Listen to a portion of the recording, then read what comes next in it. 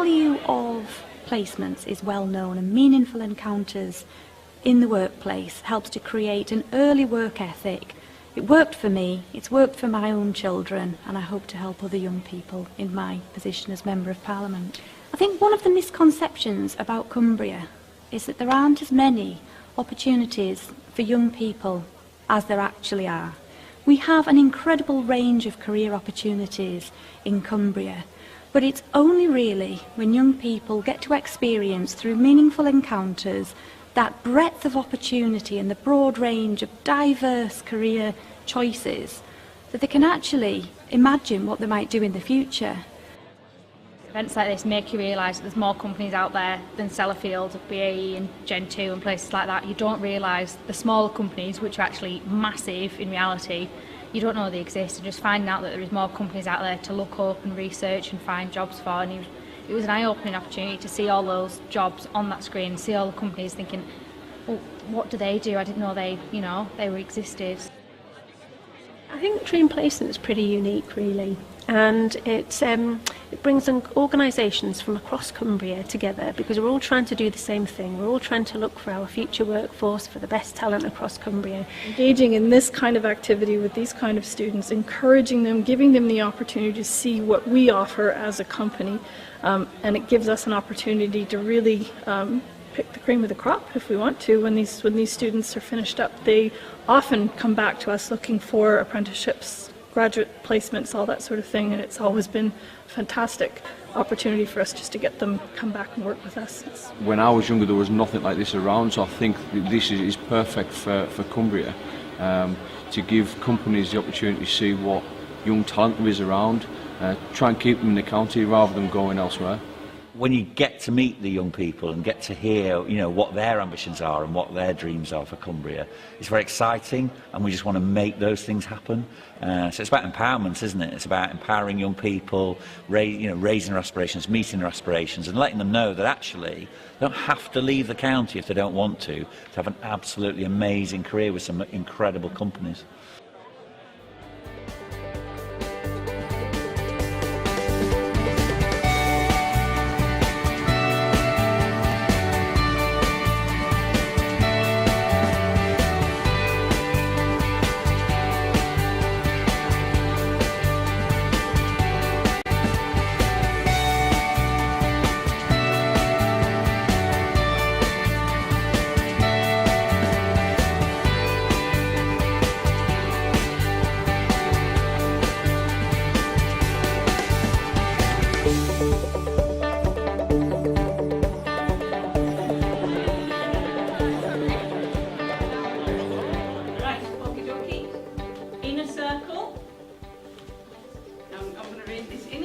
Shoulder to shoulder. Alright? Now what I want you to do is put your right hand out and hold the hand of somebody roughly opposite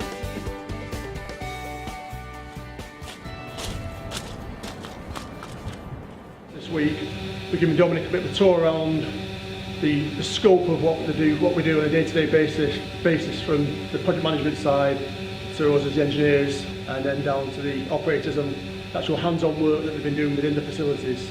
For this week, we've had Dominic down at NSG's head office.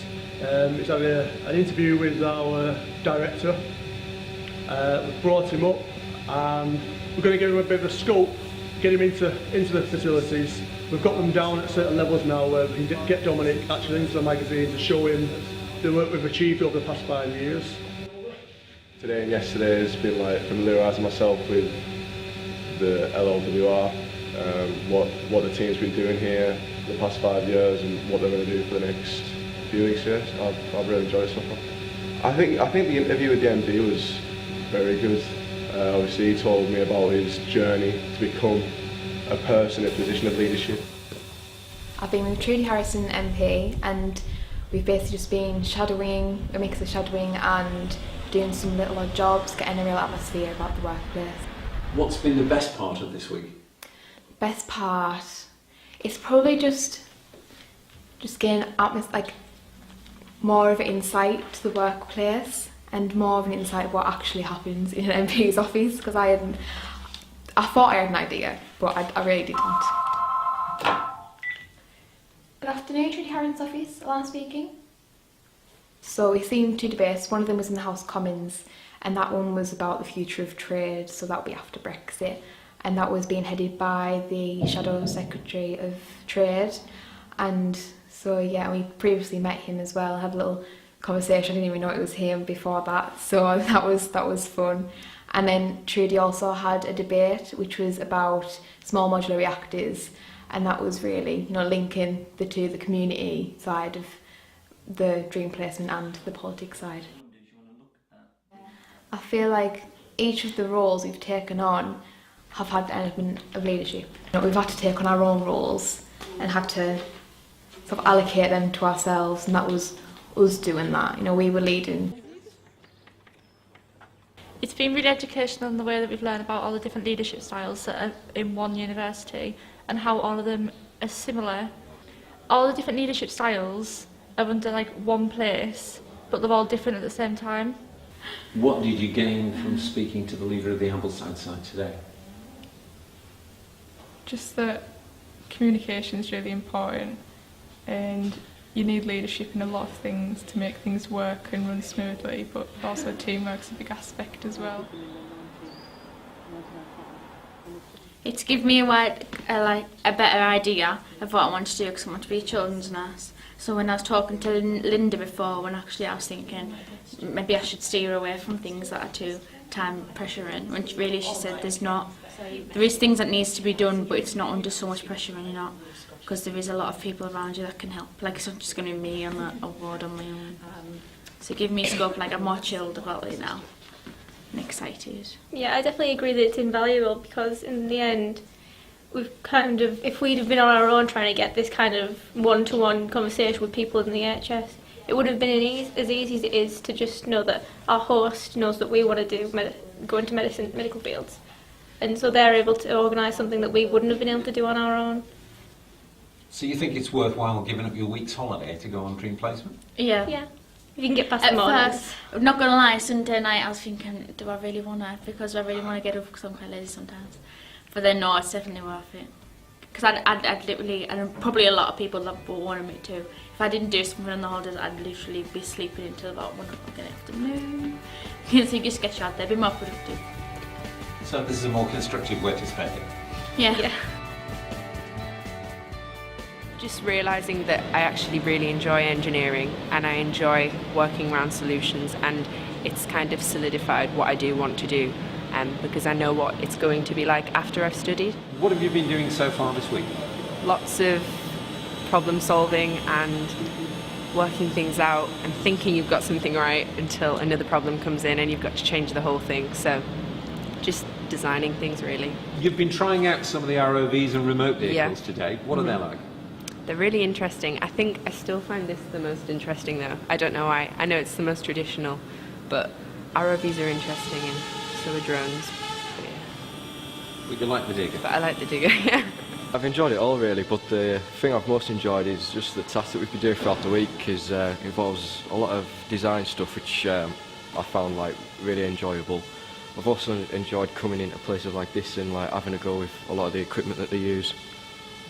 And do you see yourself working in this sort of field in the future? Yeah, that's the main reason I applied for dream placement really, was to sort of come into places like this and get a taste of what it's actually like here and see if I'd really enjoy it, which I have done. What was the most surprising thing about the whole process? To be fair, the fact that I even got a placement, I'm going to be honest, on the selection day, on the interviews, I did think, I don't know why I'm here, like I'm not going to get a placement, but I was surprised when I got one, so that was probably the most surprising thing. And do you feel you've learned some important stuff from taking part? Yeah, definitely. Not even if I didn't get a placement, learning, like you go on for the interviews, and not even just the interviews, the activities that we did before it, learning when Bernie said about that balloon, there's different sides to yourself. It does give you the encouragement and the confidence to go into the interviews and think, maybe I can do this. It's been amazing to see all the central services that they've got in the company, so the HR, the training and leadership, the payroll, the invoices, the accounts, they're all parts of the company that I didn't know were first in the company. But a massive company with over 700 employees needs all of them. Why did you nominate Story Contracting for your placement? Because when I had the interview, we were talking about project management and civil engineering, and they're the only company that I had an interview with that could have gave me experience in that. And if I want to do that as a career in the future, then I should get some experience in it. Each day I've been doing something different. There's been no 2 days the same. I've been with different people every day, so I've got to ask them how they got to where they are now, what their path has been, what they'd like for the future, and a lot of people have given me an insight into what they've done and the different ways and paths that can lead you to get where you want, and that it's not just, you don't just have to go to uni, you don't just have to get an apprenticeship. There's loads of different ways that you can do it. And what would be your advice to anyone thinking about dream placement? Definitely go for it. Think about your application, try and put across your best foot forward, and if you're lucky enough to go to the interviews, try and wow the companies and show them why you're interested in their company and what you could potentially bring to their company.